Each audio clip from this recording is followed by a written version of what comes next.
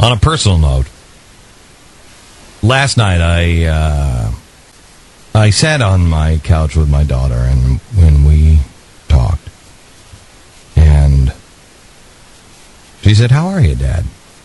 And I said, "Good." She said, "What's wrong?" I said, "Nothing, honey. I'm good." She said, "What's going on?"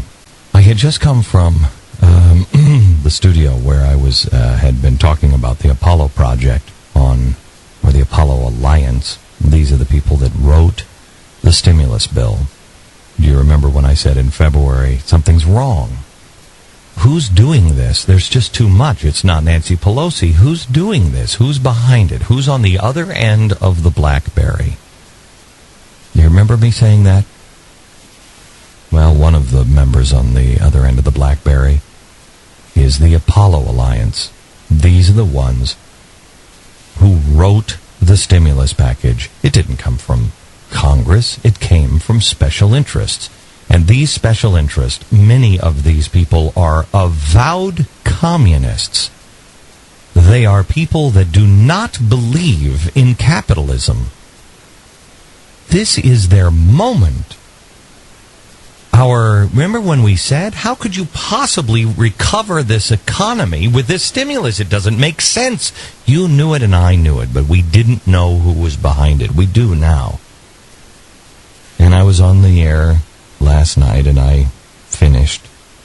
And I asked myself yet again, why? This is so transparent. All of this information is there. You just have to put it together. Why is no one else doing this? I hope that it's because I'm wrong. There will be no one who will be happier than me if I'm wrong. But it's not. It's not. It's because people are either living in their own dream world, they're unwilling to look at the truth, and for some of them, good reasons. You don't want to believe these things, believe me. But I think a lot of it is fear.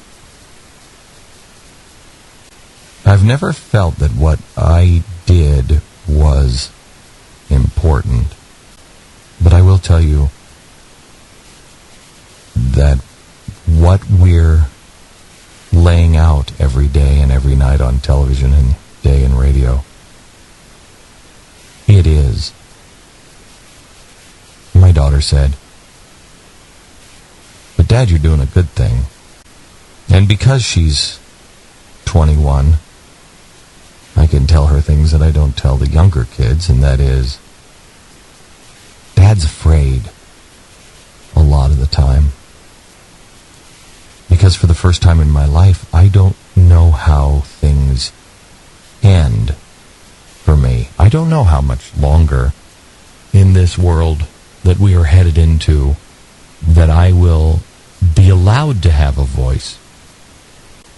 It's not like I'm picking on the Democrats. That's easy to do.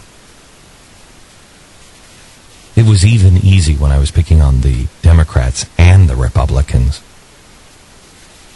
But last night, as I took on AARP, I thought to myself, every major company, organization, all of these people, they're all involved.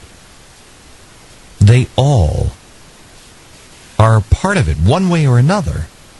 And most of them are just because it's good for their company. Well, we can do this, we can do that. They want a seat at the table. Some, few, but some are truly nefarious. My daughter said to me, "But Dad, you're not picking a fight with them, you're just telling the truth." I said, we're entering a time when truth is hard to find. I would like to ask you a personal favor. Yesterday I had lunch with somebody I would categorize him as on the inside, somebody that I don't really have anything in common with. He doesn't have anything in common with me. The one thing we do have have in common is we love our country, and we believe freedom is at stake. We spent lunch yesterday talking about the world. He's the only guy that I have met that truly sees it. Intellectually, historically, a really respected guy. He's the only one that sees it the same way I do. And he's been wrestling.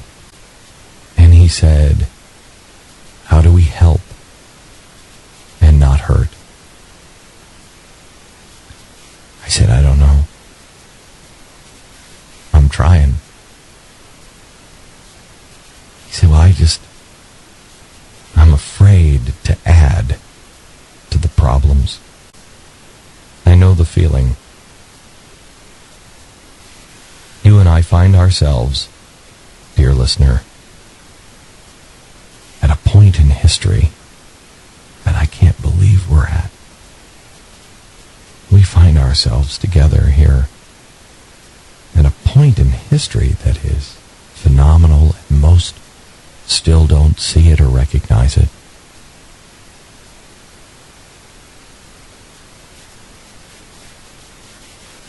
I would ask two things. One, pray for guidance for me. Protection for my family. And two, I'd like to consider you my attorney. You know how you see in the movies, when anybody has some information, they go to their attorney or they send it to somebody, and that way the information's not lost. I'm not asking you to listen to the show. I'm not asking you to watch the show. You can go online and grab the transcripts if that's what you want to do. I'm not asking you to do anything that would make me a dime. I am so far beyond.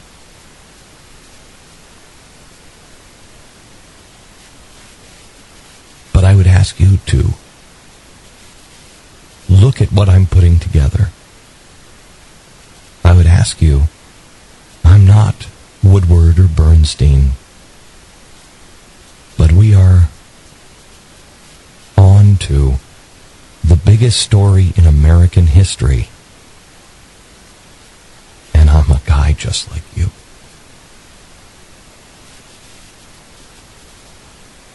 Please know the information.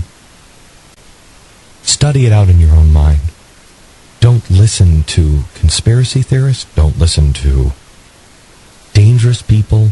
Just listen to yourself and listen to your God. Know the information. Try to help piece it together. Because if my voice is gone, and that's fine. But someone needs to know what we're doing and what we're looking at. You need to be the voice. You need to hold on to this information. Make sure that it's right. Make sure that it makes sense. And use your own voice. Because at times, I feel truly like it's just you and me.